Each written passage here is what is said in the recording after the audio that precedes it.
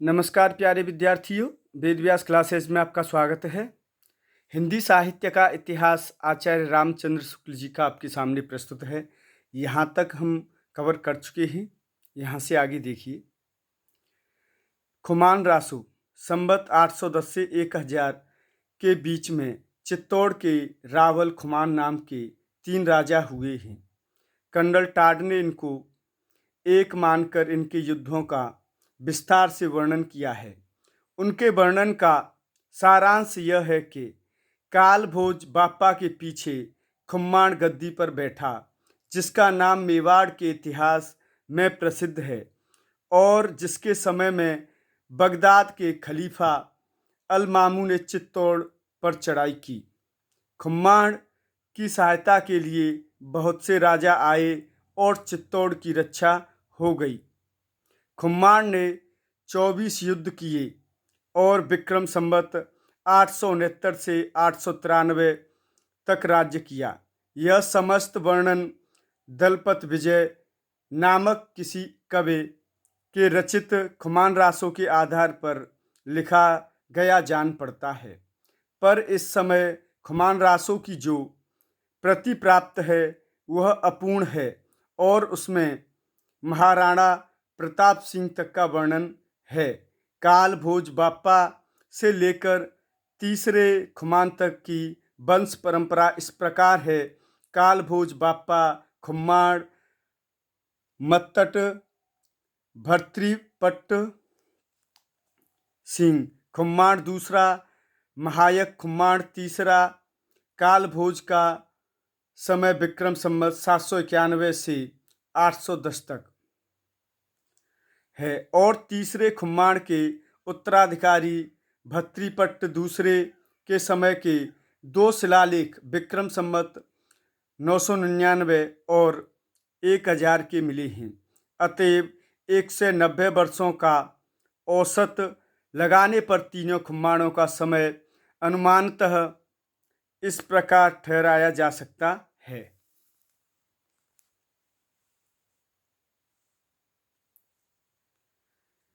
खुम्माण पहला विक्रम संवत 810 से 865, खुम्माण दूसरा 870 से 900, खुम्माण तीसरा विक्रम संवत है सभी 965 से 990।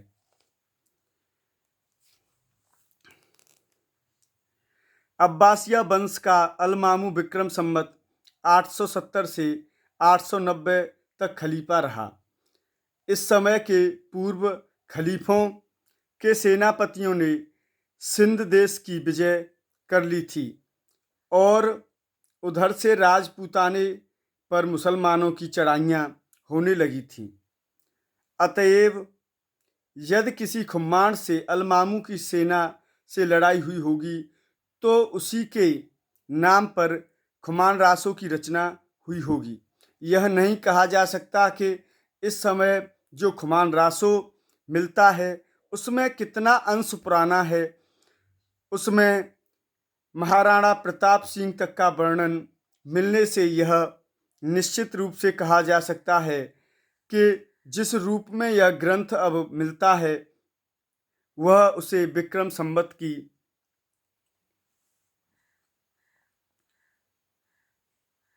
17वीं शताब्दी में प्राप्त हुआ होगा। शिव सिंह सरोज के कथनानुसार एक अज्ञात नामा भाट ने खुमान रासो नामक काव्य ग्रंथ लिखा था, जिसमें श्री रामचंद्र से लेकर खुमान तक के युद्धों का वर्णन था। यह नहीं कहा जा सकता कि दलपत विजय असली खुमान रासो का रचयिता था अथवा उसके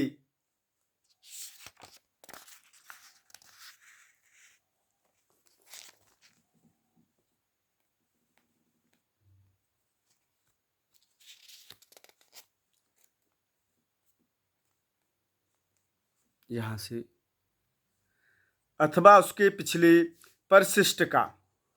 तो देखो, खुमान रासू के बारे में आप समझ गए होंगे और आचार्य रामचंद्र शुक्ल जी के इतिहास से प्रश्न बनता ही बनता है। अगर हिंदी साहित्य का कोई विद्यार्थी है और उसने अगर आचार्य रामचंद्र शुक्ल जी के इतिहास को नहीं पढ़ा है तो उन्होंने ये समझ लो कि हिंदी साहित्य का अध्ययन सही ढंग से किया नहीं है। अब देखिए बीसलदेव रासो। नरपतनाहाल कवि विग्रहराज चतुर्थ उपनाम बीसलदेव का समकालीन था। कदाचित यह राजकवि था। इसने बीसलदेव रासो नामक एक छोटा सा 100 पृष्ठों का ग्रंथ लिखा है जो वीर गीत के रूप में है। यहाँ से भी प्रश्न बन जाता है कि बीसलदेव रासो किस प्रकार का ग्रंथ है, तो वीर गीत के रूप में है। ग्रंथ में निर्माण काल यों दिया है: 12 से 72 मझार जेठ बदी नवमी बुधवार नाल रसायन आरंभय शारदा तूठी ब्रह्म कुमार।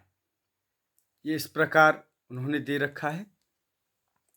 अब इसका देखो, 12 से 72 का स्पष्ट अर्थ है 1212 है। बहुत्तरा शब्द बरहोत्तर द्वादशोत्तर का रूपांतर है, अतः 12 से 72 का अर्थ द्वादशोत्तर 12 से अर्थात 1212 होगा। गणना करने पर विक्रम संवत 1212 में ज्येष्ठ बदी नवमी को बुधवार ही पड़ता है। कवि ने अपने रासों में सर्वत्र वर्तमान काल का ही प्रयोग किया है, जिससे वह बीसलदेव का समकालीन जान पड़ता है। विग्रहराज चतुर्थ बीसलदेव का समय भी 1220 के आसपास है। उसके शिलालेख भी संवत 1210 में और 1220 के प्राप्त हैं। बीसलदेव रासों में 4 खंड हैं। कितने खंड हैं? 4 खंड हैं, आप ध्यान रखेंगे यहाँ से। यह काव्य लगभग 2000 चरणों में समाप्त हुआ है। इसकी कथा का सार यों है: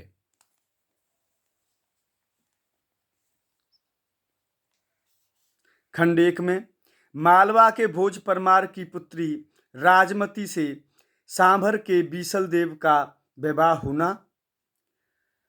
खंड 2 बीसलदेव का राजमती से रूठकर उड़ीसा की ओर प्रस्थान करना तथा वहां 1 वर्ष रहना।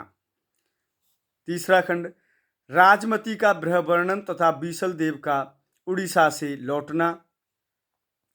खंड 4 में भोज का अपनी पुत्री को अपने घर लेवा ले जाना तथा बीसलदेव का वहां जाकर राजमती को फिर चित्तौड़ लाना।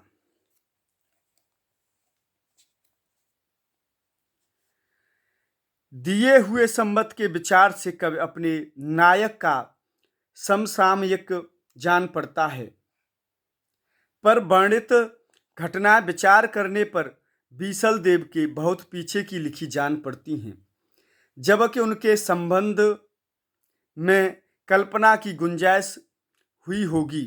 यह घटनात्मक काव्य नहीं, वर्णनात्मक है। किसने कहा है? यहां से भी प्रश्न बनता है। देखो यहां से, इसमें 2 ही घटनाएं हैं, बीसलदेव का विवाह और उनका उड़ीसा जाना। इनमें से पहली बात तो कल्पना प्रसूत प्रतीत होती है। बीसलदेव से 100 वर्ष पहले ही धार के प्रसिद्ध परमार राजा भोज का देहांत हो चुका था, अतः उनकी कन्या के साथ बीसलदेव का विवाह किसी पीछे के कवि की कल्पना ही प्रतीत होती है।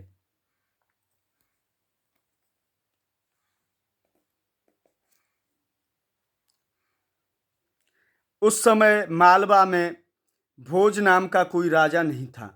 बीसलदेव की एक परमार वंश की रानी थी।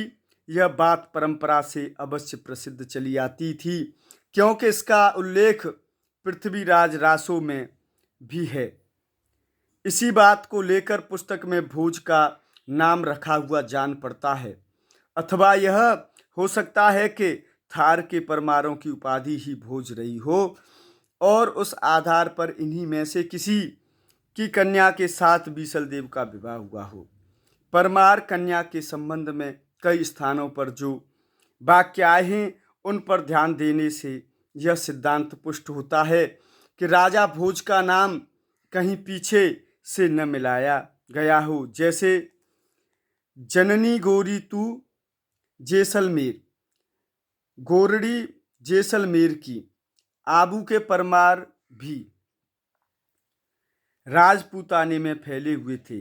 अतः राजमती का उनमें से किसी सरदार की कन्या होना भी संभव है। पर भोज के अतिरिक्त और भी नाम इसी प्रकार जोड़े हुए मिलते हैं, जैसे माघ, अचारज कवि, कालिदास।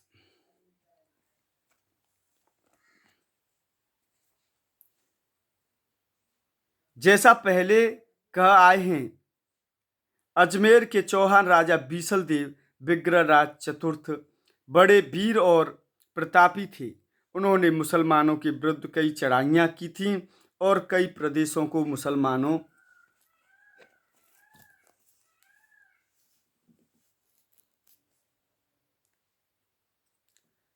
से खाली कराया था। दिल्ली और झांसी के प्रदेश इन्हीं ने अपने राज्य में मिलाए थे।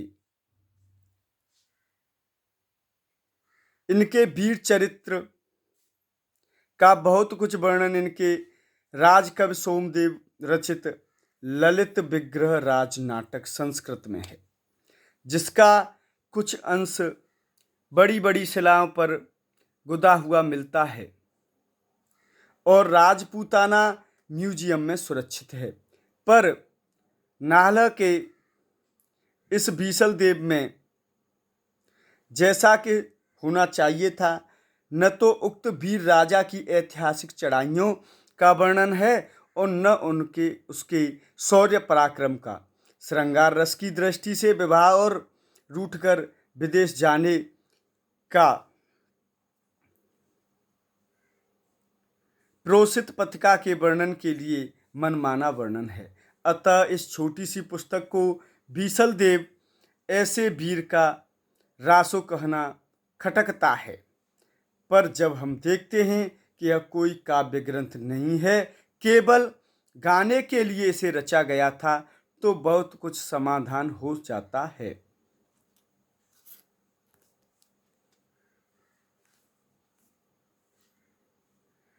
भाषा की परीक्षा करके देखते हैं तो वह साहित्यिक नहीं है, राजस्थानी है। जैसे सूखे छे सूखता है, पाटन थी पाटने से, भोज तड़ा भोज का, खंड खंडरा खंड खंड का। इस ग्रंथ से एक बात का आभास अवश्य मिलता है, वह यह है कि शिष्ट काव्य भाषा में ब्रज और खड़ी बोली के प्राचीन रूप का ही राजस्थान में भी व्यवहार होता था।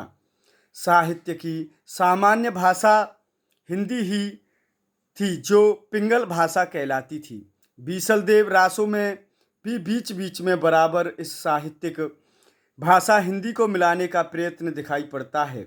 भाषा की प्राचीनता पर विचार करने के पहले यह बात ध्यान में रखनी चाहिए कि गाने की चीज होने के कारण इसकी भाषा में समयानुसार बहुत कुछ फेरफार होता आया है, पर लिखित रूप में रचित होने के कारण इसका पुराना ढांचा बहुत कुछ बचा हुआ है।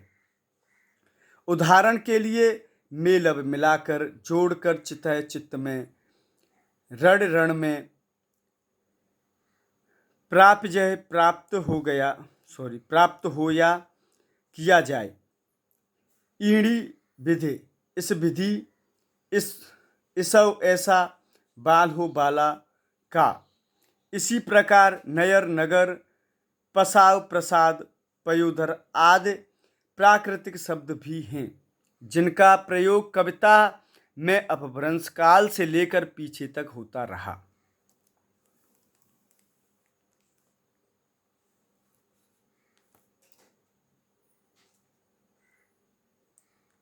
इसमें आए कुछ फारसी, अरबी, तुर्की शब्दों की ओर भी ध्यान जाता है, जैसे महल, इनाम,